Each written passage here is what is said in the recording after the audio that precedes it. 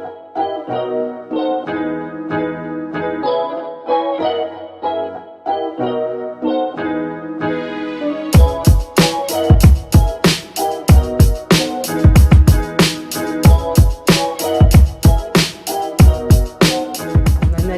mobilité telle qu'elle est aujourd'hui,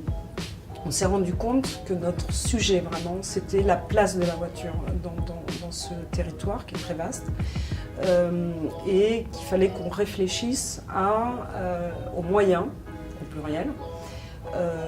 de faire baisser très sensiblement l'utilisation de la voiture, ce qu'on appelle l'autosolisme. Autre chose qu'on a constaté, justement en reprenant la main sur la voirie, le stationnement, la circulation, etc., c'est qu'on disposait vraiment de nombreuses données, y compris les données de temps réel qui sont quand même un peu le moteur, on va dire, le carburant du MAS, si je puis dire. Énormément de données, mais qui étaient complètement éparpillés partout, et de fait, avec une multitude de sites internet, des applis, un pour le stationnement, un pour les bornes de rechargement électrique, une pour le réseau de transport, etc.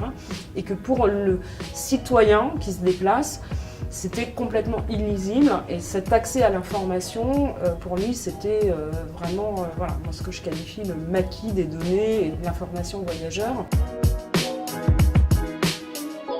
Pour l'instant, on est en train de construire cette stratégie globale avec un outil MAS dont on sait aujourd'hui un peu à quoi il correspond. C'est-à-dire que la finalité, c'est d'apporter à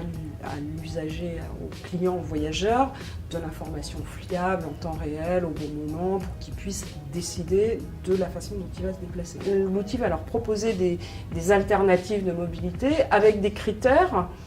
qui vont être un peu différenciants par rapport à ceux qu'on connaît habituellement, qui vont être vraiment orientés sur la personne, la qualité de l'air, les calories qu'on dépense quand on se déplace à pied plutôt qu'en voiture, etc. Donc cet enjeu du bien-être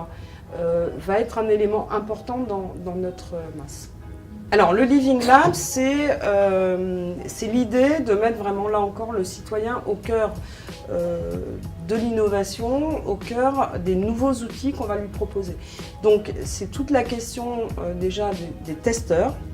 vraiment in vivo, c'est-à-dire une application, on ne va pas la mettre boum comme ça un beau matin sur le marché en disant voilà vous avez une nouvelle application, mais vraiment de faire en sorte que les gens se l'approprient.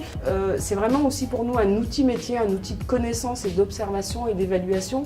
qui va nous aider à prendre des décisions sur quelle offre supplémentaire, qu'est-ce qui marche pas et qu'est-ce qu'on doit réaliser en plus pour que cette mobilité, cette stratégie de mobilité soit efficiente pour tout le monde. Cityway a développé notre site astuce.fr, astuce étant le nom de notre réseau, donc qui est déjà un site très évolué mais qui est monomodal, c'est-à-dire qu'il y a un calculateur d'itinéraire, de la recherche d'itinéraire sur le réseau TC, qu'on va mettre en place très prochainement le M-Ticket et que c'est eux qui travaillent sur le sujet. Donc en fait c'est cet outil-là finalement dont on a besoin, mais le modèle multimodal en fait, c'est ça qu'il nous faut.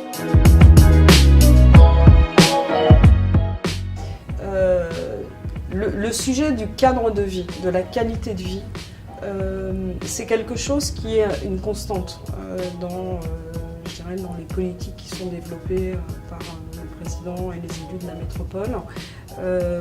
parce que c'est un facteur d'attractivité, parce que c'est aussi c'est important pour les citoyens d'avoir certes un emploi, certes une maison, certes une façon de se déplacer intéressante, efficiente, efficace, mais tout ça concourt quand même à améliorer le bien-être, que les gens soient finalement heureux dans ce territoire.